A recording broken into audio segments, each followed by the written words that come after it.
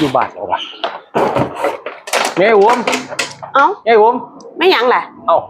ไม่ยังว่าตะโบอยู่บ้านอันเจ้าอยู่บ้านอยู่ตัวนี้ไหมอยู่ตัวว่าเห็นสิยืนอยู่เธอเลยนี่เพื่อนบ้านกันมีเรื่องสิรบกวนดีเดียวเนี่ยโอ้ยรบกวนอีหยังมาคือสิเดือดร้อนแท้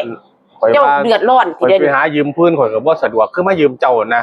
บ้านไกลๆกันนั่นเดี๋ยวเบิ่งกันเดี๋ยวอุ้มข่อยว่าอยากมายืมเงินจากท่านแน่เฮ้ยยืมไปหยังเนี่ยข่อยบ่อยู่ก็จะมาถามเนี่ยเจ้าก่อนโอ้ยมันหวานสิมามื้อแรงพุ่นเนาะที่ท่าเด้อค่าไฟค่าน้ำเขาก็สิตัดลงข่อยโอ้ยยืมมันก็บ่แม่นยืมง่ายๆดิเจ้าบ่มีแนวมามัดจำแม่นหยังไว้โอ้ยข่อยยืมเดี๋ยวข่อยก็ให้ดอกบ่ได้ติดแล้วเนี่ยเจ้าว่าเถาะเดี๋ยวนี้มันข่อยก็มีดอกแต่ว่าข่อยก็บ่ได้ไว้ใจคนง่ายๆดิข่อยเป็นคนบ่ไว้ใจคนเด้จังได๋บ้านใกล้เรียนเที่ยงกันแม่โอ้ยบ้านอยู่ไสมันก็พอยืมไปแล้วผิดกันพร้อมฮะนี่ล่ะเขาเอิ้นว่าอันยืมไปแล้วผิดกันบ่ผิดดอกอันคันอยากถือกันจะยืมเงินกันอยากเป็นเพื่อนกันจะยืมเงินกันจะเอาเลี้ยงเงินมันเถาะเอาข่อยถือตัวข่อยบ่เป็นว่าคนฉลาดอีหยังดอกข่อยเลี้ยงจังซี่ข่อยคลั่มตัวข่อยคลั่มคันเป็นเพื่อนกันจะยืมเงินกันบอกง่ายๆครับข่อยเอาทองมาจำไว้ซะเอาได้บ่ส่วนเมียข่อยสิมาข่อยเอาทองจำไว้โอ้ยได้บ่ห้อยกับว่าเป็นพ่อนั่นอยู่เด้อพ่อวัดพ่อเวียงอยู่เด้อปาดโอ้ยท้องเมียเจ้าติอย่าปากข่อยจะมาจำไว้โอ้ยก็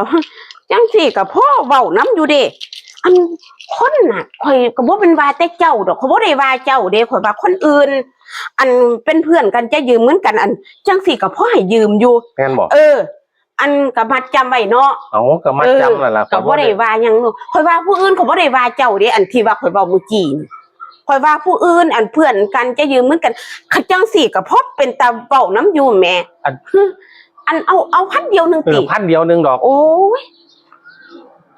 ก็พอมีให้อยู่กันอันว่าเมื่อกี้นี่ก็จะเอาไปถือไปนี่ซ่าเด้อจะเอาไปถือไปซ่าเด้อเอาไปแล้วมื้อใดล่ะสิเอามาคืนข่อยบัดนี้ก็มื้ออื่นมื้อไปนี่ล่ะเลยเว้ยเอาไปโดนๆก็บ่เป็นหยังดอกอันเจ้ามีโทรศัพท์บ่เจ้าคือสิถามหาโทรศัพท์ถ้าเกี่ยเมียข่อยมามันสิฮู้จักให้โตทำให้ข่อยยืมก่อนน่ะเคียงนึงนั่นน่ะเจ้ามีจักเคียงข่อยมี2เคียงนี่ล่ะถ้าจะข่อยสิโทรมาฮัลโหลจังซี่นะให้เจ้าบ่มีโทรศัพท์ติเด้อนี่เข้าไปเบิดอีหยังเข้าไปเบิดมันบ่ทิ่มหยังไว้ข่อยแล้วอีห่าเนี่ยมันเป็นตาสร้างเลยข่อยมี2เคียงจะโทรมาเด้อสั่นขนาดล่ะเพื่อข่อยสิมาเอาของข่อยนั่นเด้ปกติโทรมาอยู่เนาะโอ้ยเกือบมันข่อยก็บ่คิดนะเจ้าไม่ข่อยเด้อจังซั่นสิข่อยสิโทรบอกเจ้าโอ้ข่อยก็บ่คิดเนาะเจ้าอย่าลืมนะโอ้ยข่อยก็ว่าแต่แม่นเจ้าข่อยบ่มีหยังจังอย่างเลยเขาบ่เอาหยังให้ข่อยเลยโอ้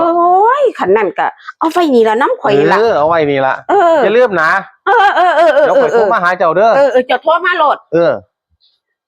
เดี๋ยวข่อยไปแล้วเด้อมันแม่นบ่ล่ะทั้งโทรศัพท์ทั้งเงิน